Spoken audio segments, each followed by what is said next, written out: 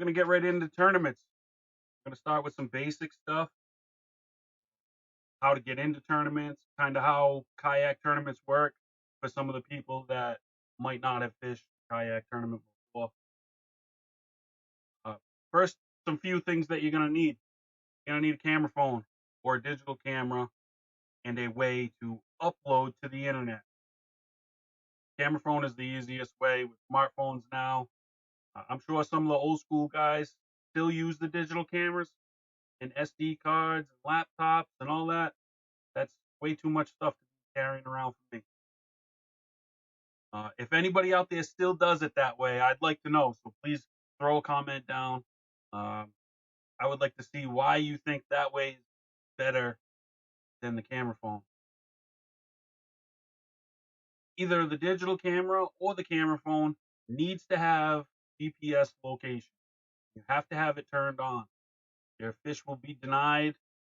Most cases, Tourney X won't even allow it to be uploaded. I know there's been glitches in the past where it's uploaded and or some have uploaded and didn't include data. So make sure your GPS is turned on. Plenty of videos. If you're not too tech savvy, go on YouTube, learn how to do it on your phone. Pretty simple. A waterproof case, self-explanatory. You drop your phone in the water and it's all over. Your tournament's over. So you want to have a waterproof case on your phone. And you also want to have a leash from your phone to your PFD or to a gear track, seat, something. You want that permanently attached to your body or your kayak. So if it goes overboard, you can just bring it back in. Once you lose it, your tournament's over. If you didn't upload your fish, you're sandbagging, all those fish are gone. Measuring board. In OSKB, we only allow 2 types of measuring boards. KBF allows 3. At least the last I checked, they allowed 3. The one that I recommend is the Catch board. That's the best board out there. It's durable. Yeah, it's a little heavy. Throw a leash on it and make sure it doesn't fall in the water. You're all set. If it does fall in the water, you have a leash, you can bring it back in. Don't have a leash and you drop that board in the water, you can kiss it goodbye because it's going to sink right to the bottom. Um, so a catch board is definitely the way to go. The hog trough, you're not looking to spend as much as the catch cost, then you can go with the hog trough. They're like $19.99 or something like that. But the problem with those, you have to line them with a Sharpie. I know you can order them lined, but after a few tournaments, you're gonna have to line that board again. So the catch, those lines on that board are permanent. You don't ever have to mark those lines again.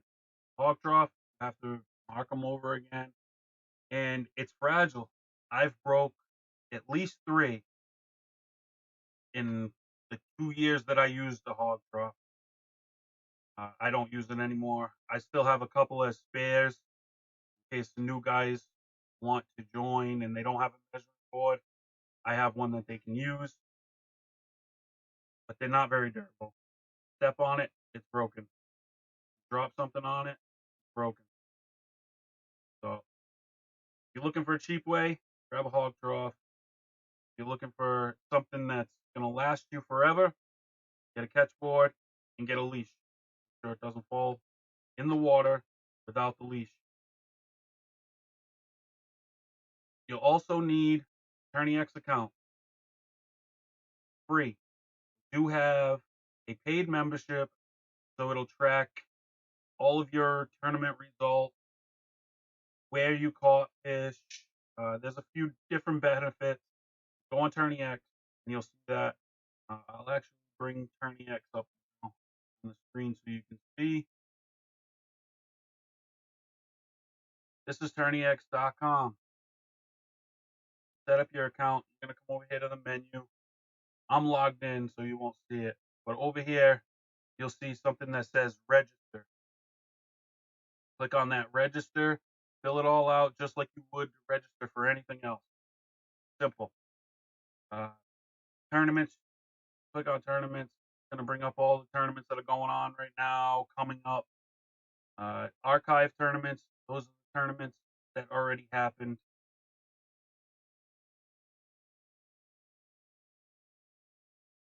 Categories. This is where you'll find all the clubs, different companies that are putting on tournaments.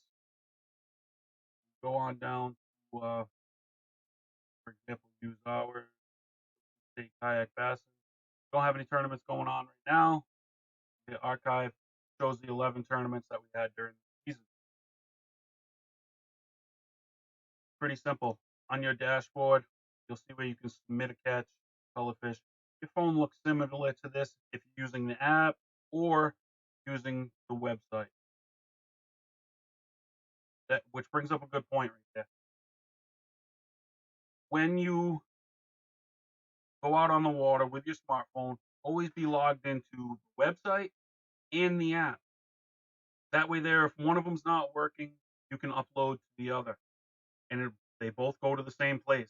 Both go to the leaderboard, fish will be submitted, and you won't have to worry about your fish didn't get uploaded, and then you're fighting at the end of the tournament, uh, try and get that upload. And that's Tourney X. So once you set up that account, once you have the other things that we just talked about, you're ready to go for a tournament. We'll just show you what a looks like here. Past tournament.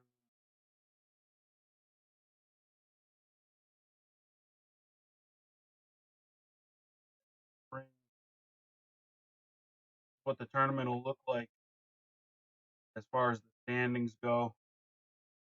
First place through whatever. This one had 14.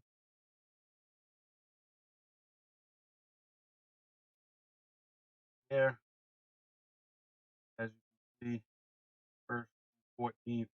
Now you can look at everybody's fish. If there's any discrepancies, disputes you want to go over. Big one. Big one. Darren's fish. That's his PB. Nice fish.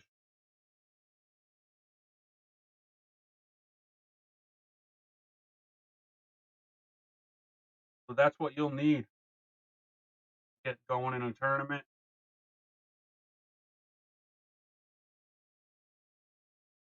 Other stuff. Anybody just tuning in, you are watching Northeast Kayak Fishing TV. I'm your host, Jay LaCasse. Go over 5 must-haves for a tournament. My 5 must-haves. You guys leave your 5 in the comments, and we'll talk about that in a minute. But my 5, number 1 is a net. Can't go out there without a net. I've tried it. I hated nets for years, but fishing out of a kayak, absolutely. If you don't have a net, it's going to be miserable for you. You're going to lose fish.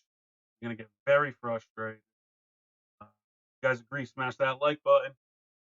Anchor system. Gotta have an anchor system. Either an anchor trolley or just an anchor off the back, which I don't really recommend. That can get ugly. Power pole, best option out there. Expensive. There's some DIYs out there on how to do it. I haven't tried any of them. Or a stakeout pole, which I do have. That works real well.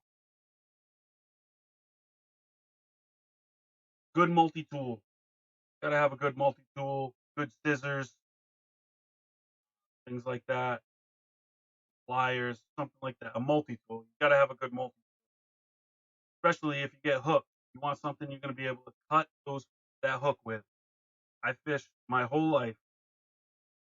Never hooked myself this past season in a kayak. Kind of in a confined area, things happen. and I got hooked in the top of my head while I was by myself.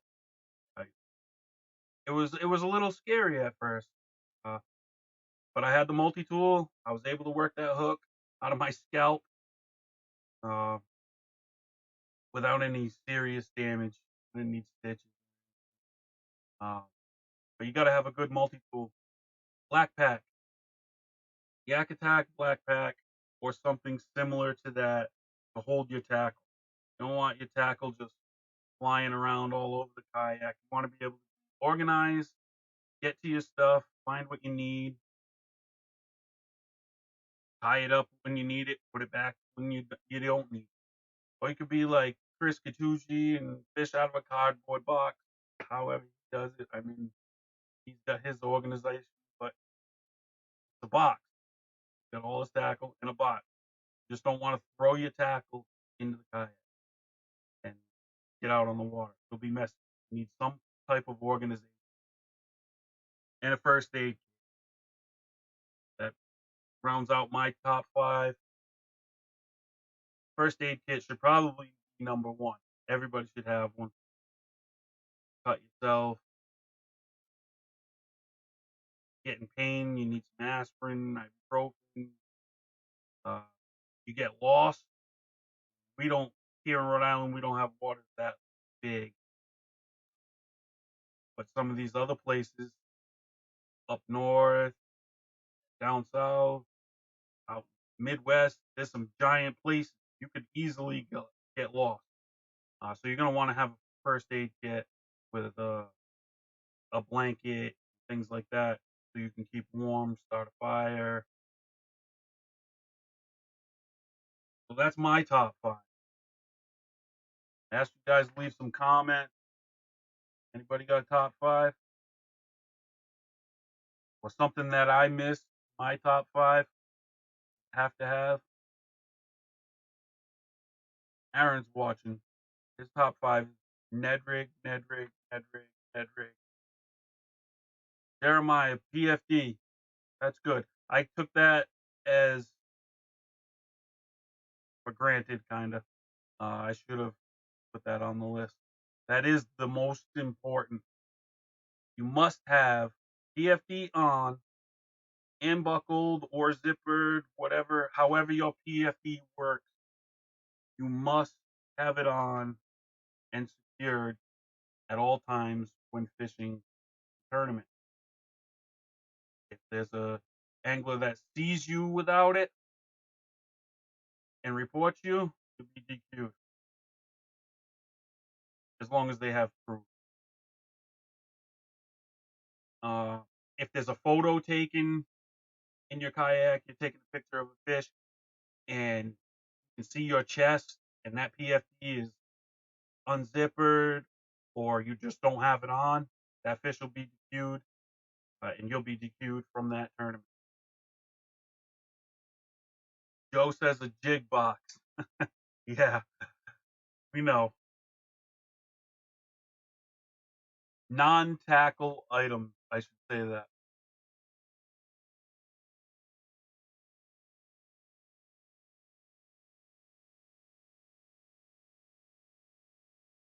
Nobody.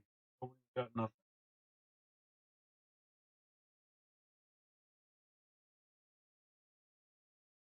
All right, I'll move on. We'll bring up this year's schedule.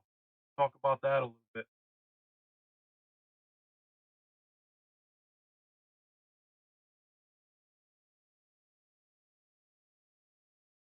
This is the Ocean State Kayak Fasten website schedule here. Can you guys see that?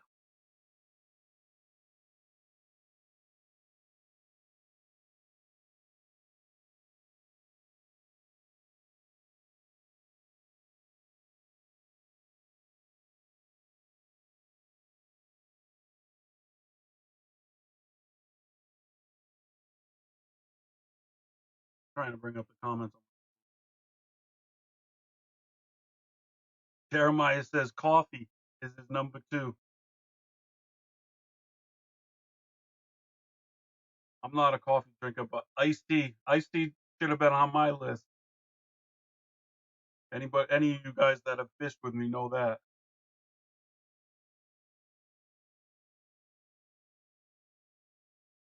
Come on, Aaron, chime in. Gotta have something. All right, the classic starts off our season.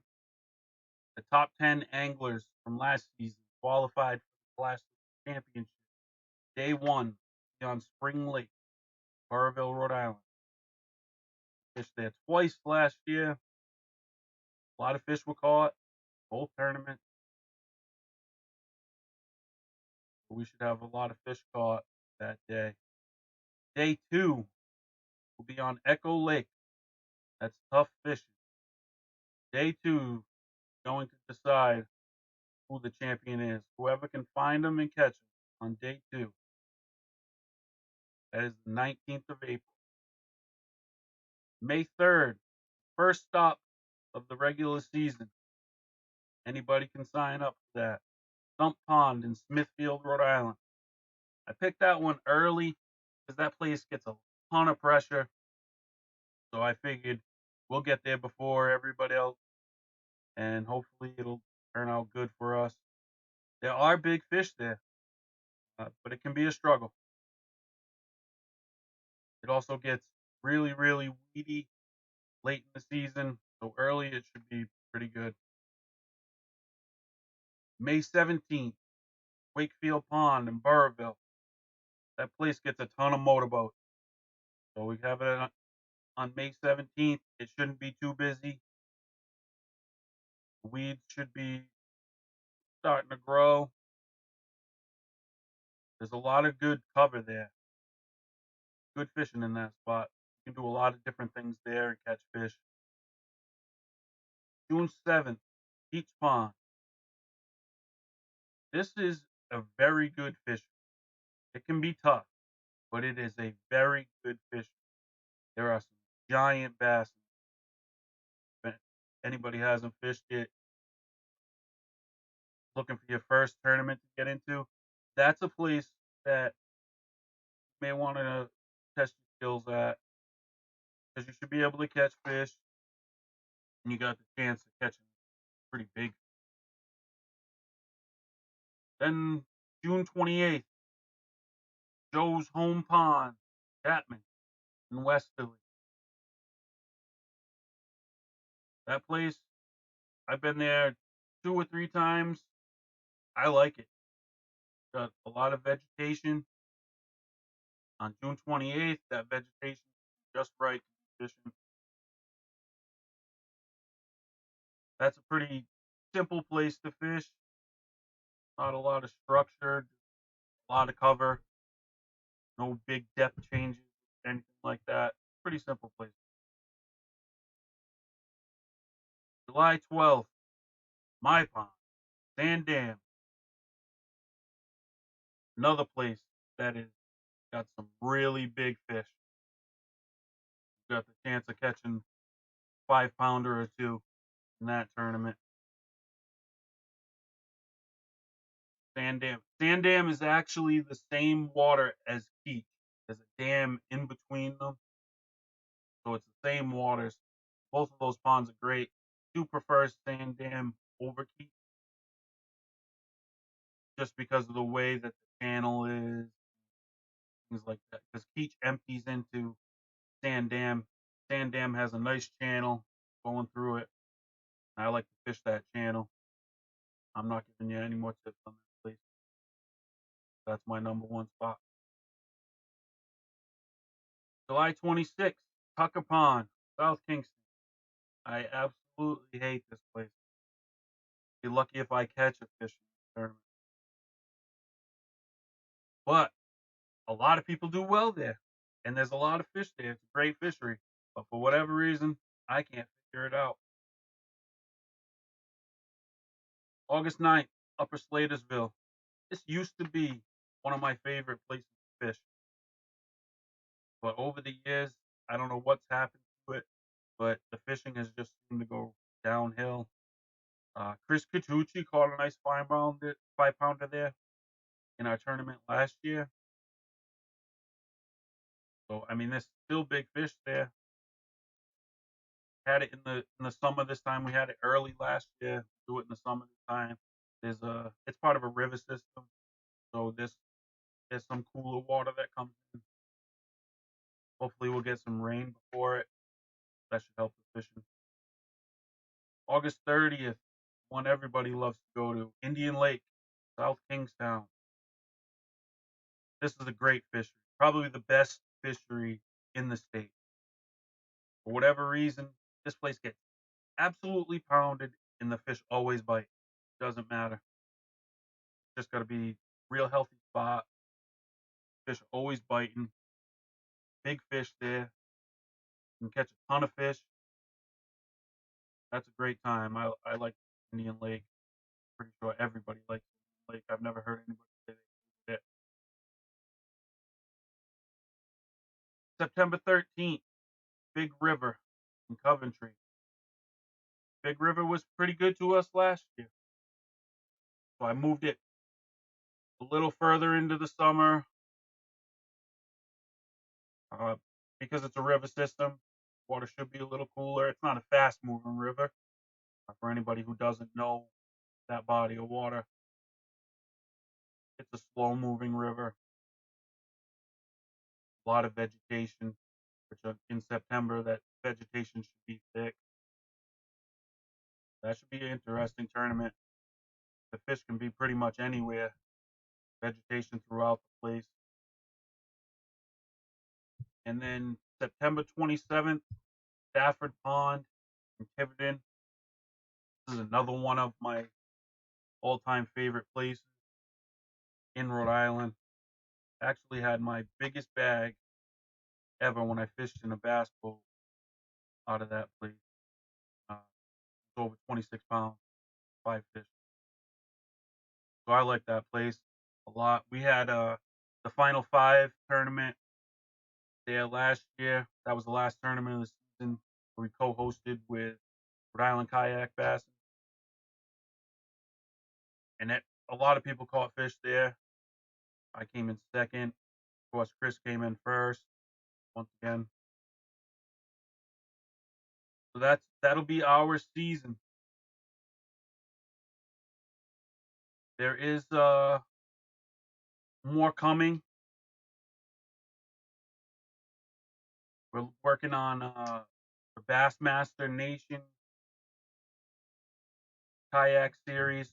So it'll probably just be a championship, but I'm not going to go into details on that right now. There'll be an event there, and we're also going to co-host with 2 other groups a regional tournament somewhere in the southern New England area, most likely the Connecticut or Massachusetts. So those will be added on here once we get those dates finalized.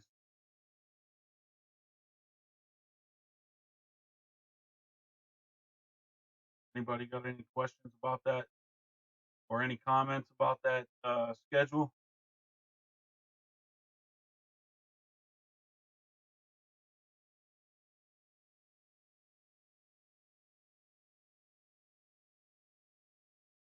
Come on, guys, let's see some comments, stuff to talk about.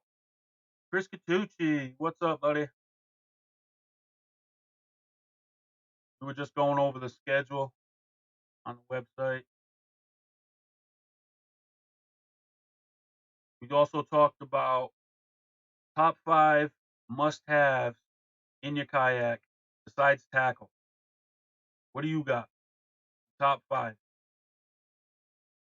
Mine were net, anchor system, good multi-tool, black pack or crate for storage, the first aid kit. Jeremiah said coffee and PFD.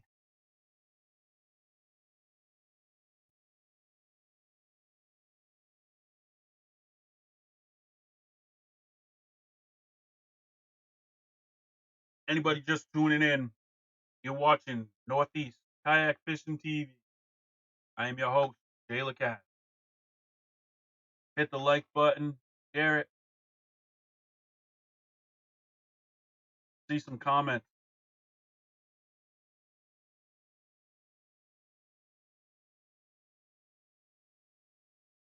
Need some more stuff to talk about. Got about a half hour to go.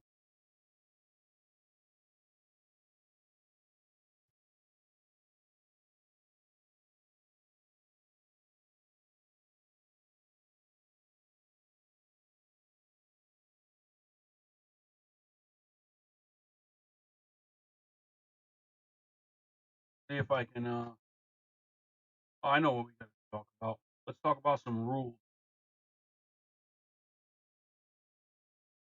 and some fish that reasons fish get deductions or DQs. If I have one of your fish in one of these pictures, I'm not picking on you, so please don't be offended. Just trying to teach other people.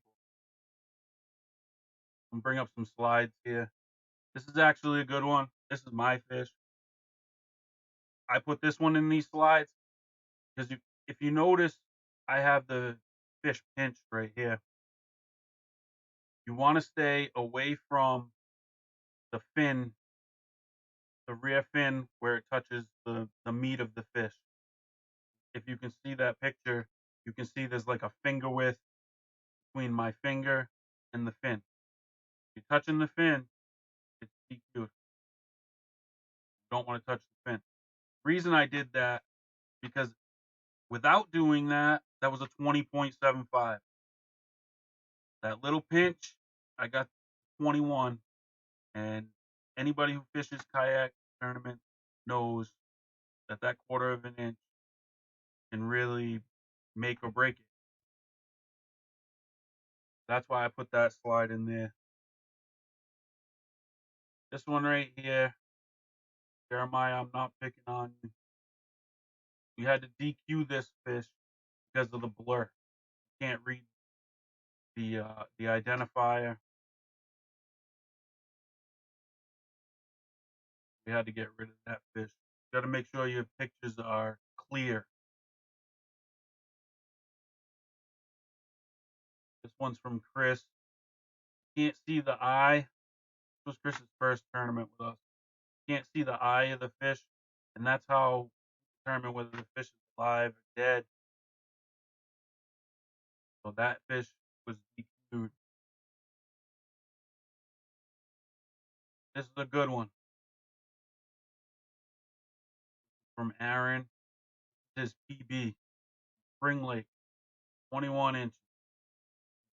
Fish is a hog. If you see, Aaron has his board going down into the kayak, and then one side up on the gunnel, whatever you call that, side of the kayak. This helps keep that fish against the bump board.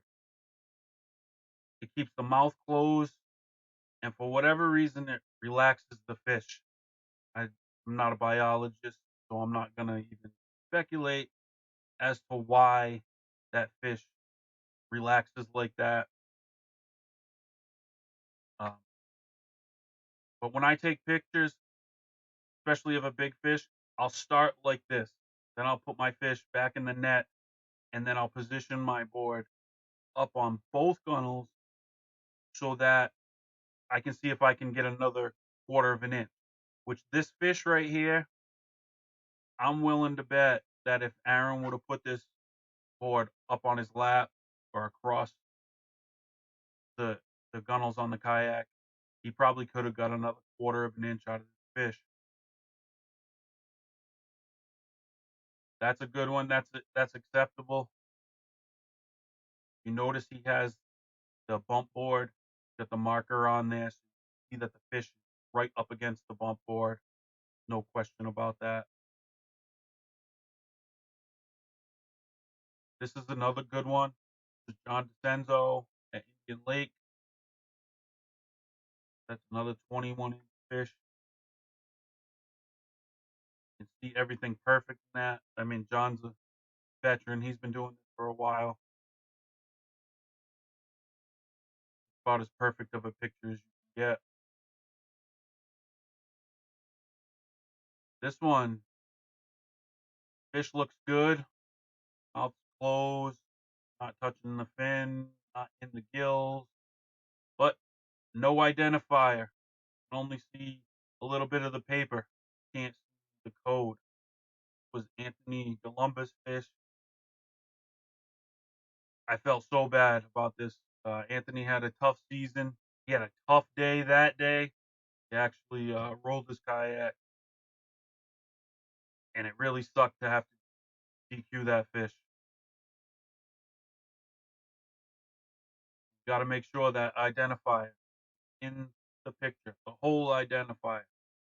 That's how everybody knows you're not cheating. I mean, I know Anthony's not cheating, but if I allow it for him, I have to allow it for somebody else, and somebody else might be cheating. So I have to DQ it. And other tournament directors, I believe, do the same thing. You got to stick to the rules. This is another one of my fish. Nothing wrong with the measurement or anything like that. What I wanted to show in this, if you see at the end of my bump board, you see my net. This is just a tip. I lost a lot of fish jumping off the board before I started doing this. I've only lost a couple since I started doing this. End of my bump board goes into that net, and 90% of the time, when a fish flops off the board, it goes head first and right over the side. Now, if he goes head first and goes over the side, lands right in the net. And it's happened many, many times, and I don't lose the fish. I have had the occasional smallie that launches itself over the net, but that's expected when you're fishing for smallies. And them on the board, a nightmare.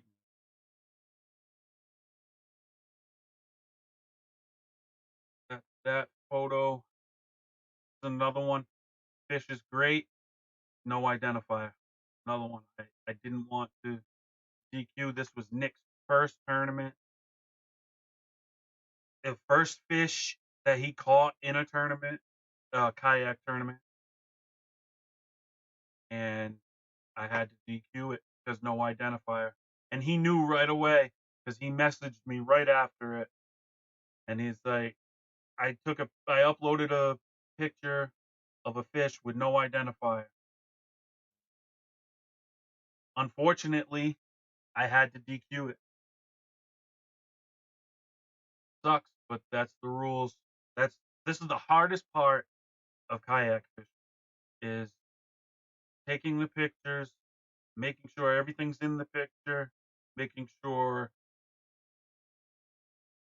that your identifier, the mouth's closed, and then get it uploaded to Tourney. Fishing part, that's the easy part. It's taking pictures, especially if you're fishing with smallies. It can be real difficult getting a proper picture. So what I do, and other guys also do, is they'll take some pictures, put the fish back in the net over the side of the kayak. On the side of my kayak, there's a little bungee next to the feet, and it actually will hold the handle of the net right to the kayak. I put the fish in there, swims around, relaxes. I've never had one jump out of the net. Uh, and then you can take, if you didn't have good pics, take the fish back out, remeasure, take a new photo, and then hopefully by that time you can release the fish. If not, you can put it back in the net. Fish isn't going to die from that. If you keep it out of the water and you're fumbling with it on your board, you're definitely stressing that fish out. So I recommend having a net to put that fish in before you take the picture. After you take the pictures, check the picture.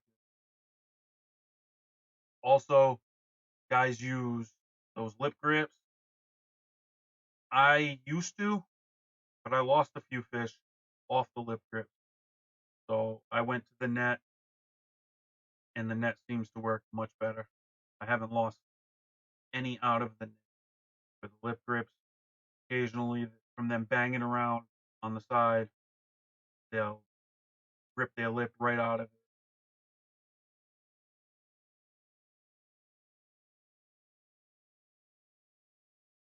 Chris Catucci says the cell service sucks at Wakefield. Probably does. I actually think the last time I fished there, I had cell service. But I'm actually going to be bringing my laptop from now on to the tournament, so we should be able to figure out a way to get hotspot and stuff we can upload. That's another thing. Glad he said that. Cell service.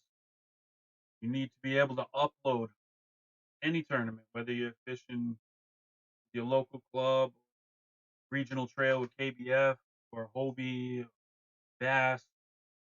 You need to have cell service. Or need to be able to get to cell service, upload your fish before the tournament ends.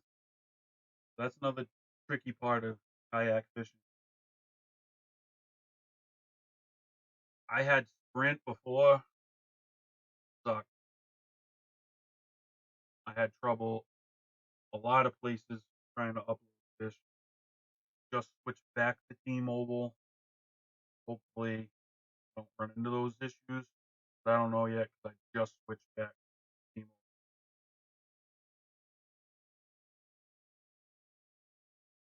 That's another good point, Chris. Thanks for bringing that up.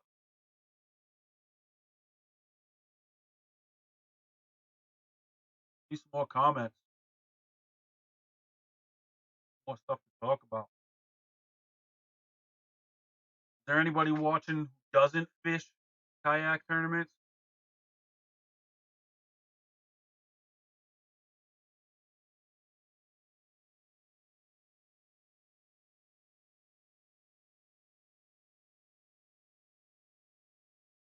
Guess not.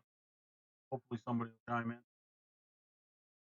see what their feelings are about kayak tournaments. I like catch photo release method. I think it's great for the fish. You're not stressing them out, putting them in a little tiny live well, putting them there for hours, then trekking them to the scale. I mean, to each their own. I just think it's better for the fish, putting them right back where they were.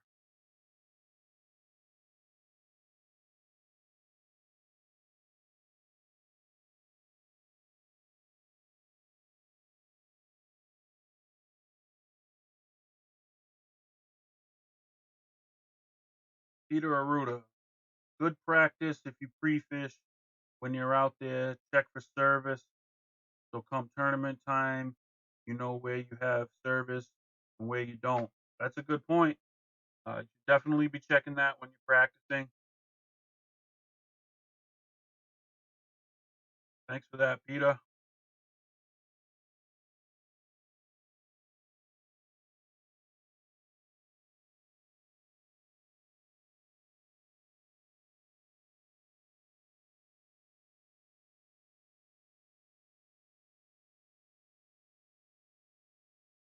I know when I fished Lake George last year, I had real tough time with cell service. I fished not all the way up north, but pretty close, and I had to drive probably half hour before I could upload my measly couple of fish that I had. I know a lot of other people had issues with cell service. It seemed like you had to get real close to the city part to get service. In the mountains, service sucked.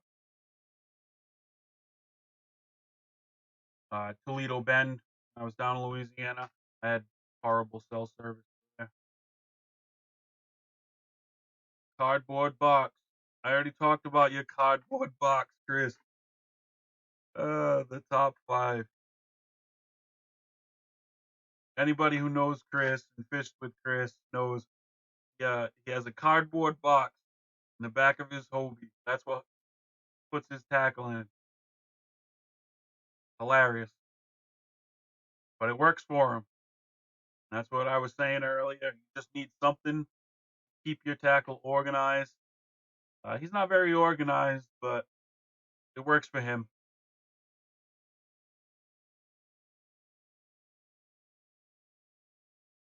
Sunglasses. Very good. That's a good one. Definitely need sunglasses.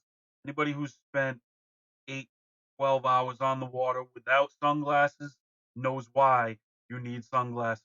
On a sunny day, man, your eyes will be killing you. The reflection of that sun off the water, your eyes will be burned. So sunglasses really important. Also, you can see into the water once you take that glare away. Sight fishing, see cover, structure, things like that. What else did he say? Hat, that's good. Keep your head protected. Rods and a net.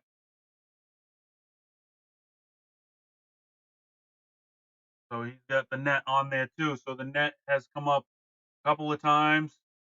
So I would say the net is up there close to number one as to what you need on a kayak. If you don't have a net, you could struggle, lose a lot of fish. What's up, Jack Silva?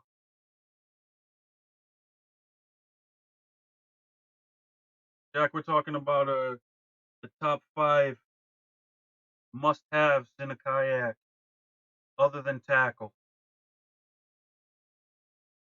We've had the net, anchor, multi-tool, storage, first aid kit, sunglasses. I think we got it all covered, but if you got something, comment down there. You guys can hit that like button, share it, be appreciated. Got about 10 more minutes on here, and then I'm gonna get it off. Tonight we're gonna keep it probably around an hour, 4 nights a week. Next show will be Thursday, Top Dog Thursday. Bring somebody on, somebody who's been a top dog before. Get them on here. And then Friday, the episode everybody's waiting for. Chris Catucci, Angler of the Year, Rhode Island Kayak Best. That should be a great episode. Shouldn't run out of things to talk about on there. Make sure everybody tunes in. Tuesdays will be all about tournaments. In the off season, be kind of tough. We don't have tournaments to talk about, but we'll bring up schedules from all the regional clubs. Put them on here. Talk about some tournament stuff, issues guys have with tournaments, things we can do to make tournaments better. You guys got topics you want talked about? Leave them in the comments. I'll go through these comments, pick things out. The more interaction we get, the better I can make these. I can only sit here and talk about so much. Mine can only hold so much. What tournament trails you guys looking forward to the most? I know I'm looking forward to the KBF Regional Trail, Lake George. Although I did crappy there last year, I know I could have did so much better. I did crappy because of mental mistakes. So I'm really looking forward to go back to Lake George. Uh, Susquehanna, one of my all-time favorite places to fish. I fished there a couple years ago, and it was fantastic. Even though the water level was super high, I caught fish all day long. I mean, I didn't finish in the top 10 or anything, but I caught fish all day. They all just happen to be between like 13, 15 inches. I had one good one break me off after it acrobated about 15 times. Uh, in my stupidity, I didn't retie. That fish broke me off. Again, mental mistakes. Uh, that's going to be a big topic when we talk to Chris Friday night. Chris is big with that, uh, the mental part of the game. So I plan on talking with that.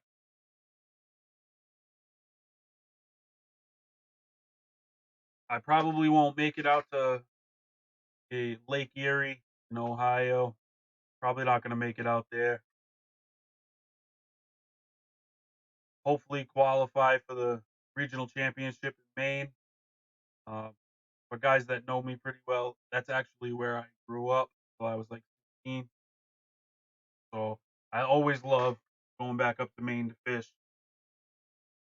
Uh, and I fished in that area, not a lot, but more than a few times.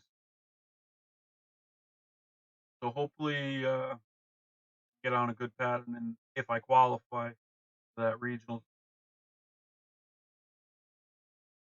I'd like to make it to some of the Bass Trail, but I'm not sure. Can't say 100%. If I do, it'll probably be lacrosse, maybe the one in Alabama before the national championship. Who's going to national championship? No, I am. Joe, Aaron, Chris, anybody else watching that's going? Should be a good time. I've qualified 3 times, never went. This year, I'm going.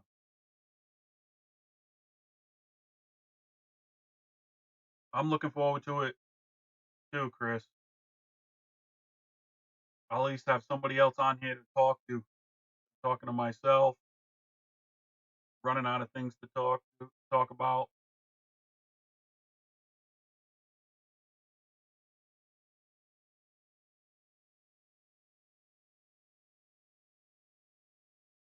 The Hobie Trail has some good stops on it too. I wish I could do them all.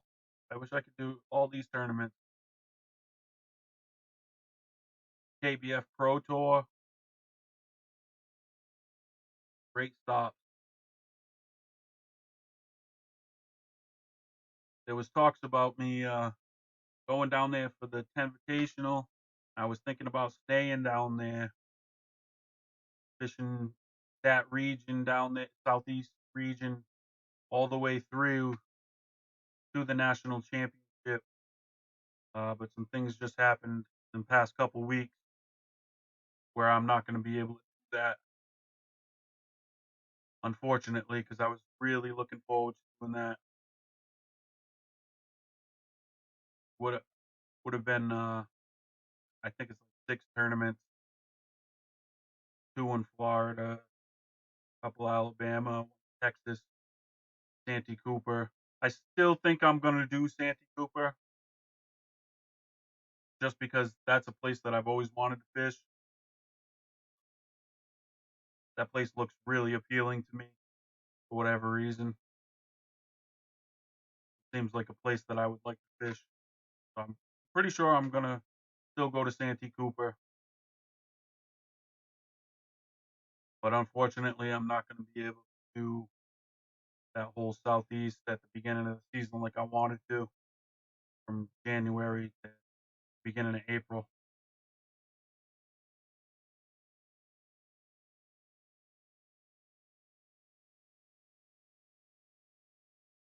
What's up, Chris Holloman? I think Chris plans on, if it's the right person I'm thinking of, I think he plans on fishing us with us this year in OSKB. Give me a thumbs up, Chris, if it is the same person I'm thinking of.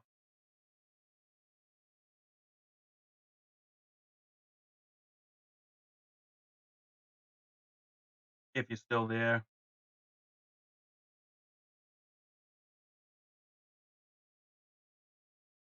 that's about it for tonight, guys. I kind of went through that a little quicker than I wanted to at the beginning, but I'm learning. This is episode 1. Sure, we can get better from here. And as we get guests on, sure things will get better. We'll have more to talk about. More live guests on, which should bring in some more live viewers, and we can get more comments and feedback rolling, and more interaction. We'll have more things to talk about. Thanks for watching, guys. Northeast Kayak Fishing TV. I'm your host, Jayla Cass. Be going on YouTube probably sometime tomorrow. You can watch it over again. Share it. Hit the like button. Thanks for watching, guys. I appreciate it.